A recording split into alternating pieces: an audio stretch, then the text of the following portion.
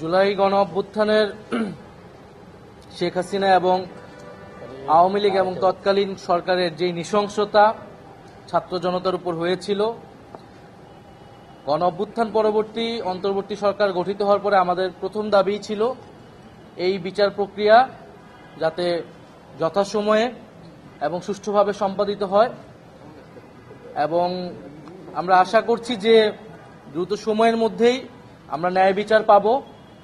এই মামলা, শেখ হাসিনার এই মামলার হয়তো আমি শেষ সাক্ষী। আমার স্বাক্ষর নেওয়ার পরেই এই মামলাটা রায়ের দিকে যাবে।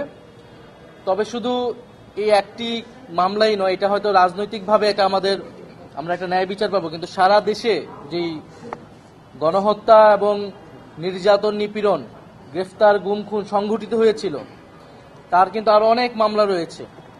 ফলে এই বিচার প্রক্রিয়া কিন্তু একটা দীর্ঘ সময় ধরে আসলে চলবে তার প্রক্রিয়া অনুযায়ী।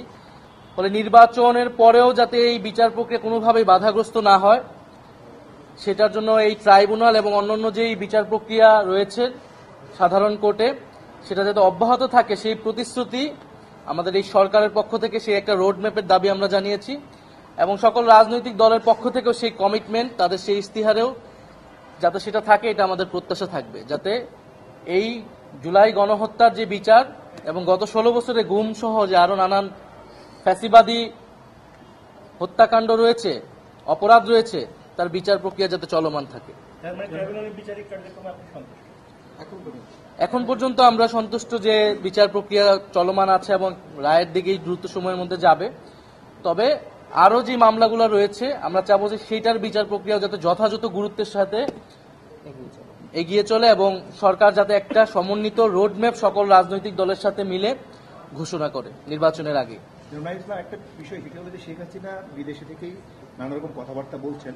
আমরা তাকে ফেরানোর বিষয়ে দৃশ্যমান কোনো অগ্রগতি দেখিনি সরকারের তরফ থেকে।